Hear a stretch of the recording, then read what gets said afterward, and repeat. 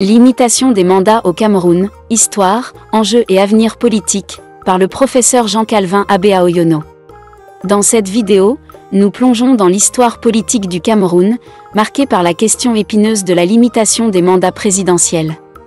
De l'influence du vent démocratique des années 90 aux révisions constitutionnelles controversées, découvrez comment cette question a façonné le paysage politique camerounais.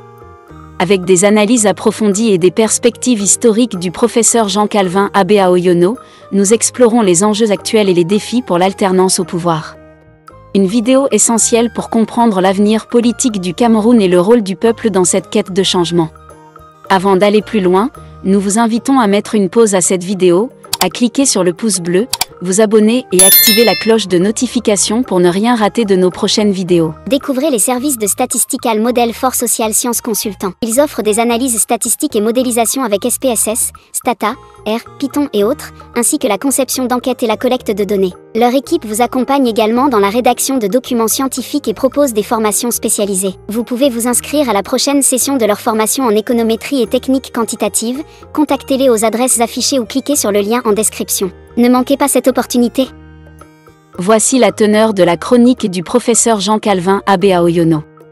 Loin d'avoir épuisé la matière lors de l'émission télévisée « La vérité en face », il faut bien que les jeunes générations en retiennent la fleur de cette histoire politique longtemps occultée. À la faveur du vent de démocratisation venu de l'Europe de l'Est, le président François Mitterrand, je m'en souviens encore pendant que j'étais étudiant de maîtrise à l'université de Nantes, avait conditionné le versement des aides publiques françaises à la libéralisation de la vie politique en Afrique. Ainsi naquit un nouveau constitutionnalisme, processus de formation et de réformation des normes constitutionnelles, favorable à la limitation des mandats présidentiels. Le Bénin en offrit de sérieuses garanties en insérant, dans sa constitution, la clause de l'intangibilité de cette disposition, la susdite limitation ne pouvant faire objet de révision permettant au président sortant de rempiler indéfiniment. Le Cameroun fut contraint d'emboîter le pas en inscrivant, dans la lettre de sa constitution, la clause de la limitation des mandats présidentiels aux fins de facilitation de l'alternance des gouvernants à la tête de l'État. Et puis patatras en avril 2008. La pression de la diaspora, déterminée à traduire devant la CPI les crimes présumés contre l'humanité perpétrés par le président de la République, généra alors un curieux instinct de survie perceptible aux articles 6 alinéa 2 et 53 nouveaux de la Constitution. Ici, l'honneur de la parole constituante vacilla pour un retour à la levée du verrou de la limitation des mandats, l'éligibilité éternelle réémergeant alors des cendres de l'alternance pourtant scellée lors de la révision constitutionnelle du 18 janvier 1996. Et là, la Constitution offrit au président de la République l'immunité juridictionnelle totale même à l'issue de l'exercice de ses fonctions.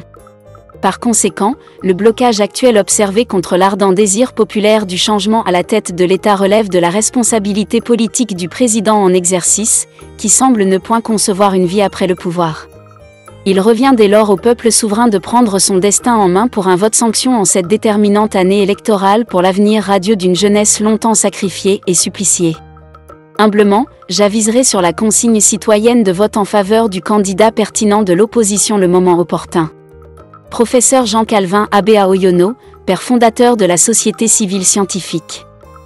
Découvrez les services de Statistical Model for Social Science Consultant. Ils offrent des analyses statistiques et modélisation avec SPSS, Stata, R, Python et autres, ainsi que la conception d'enquêtes et la collecte de données. Leur équipe vous accompagne également dans la rédaction de documents scientifiques et propose des formations spécialisées. Vous pouvez vous inscrire à la prochaine session de leur formation en économétrie et techniques quantitatives. Contactez-les aux adresses affichées ou cliquez sur le lien en description. Ne manquez pas cette opportunité.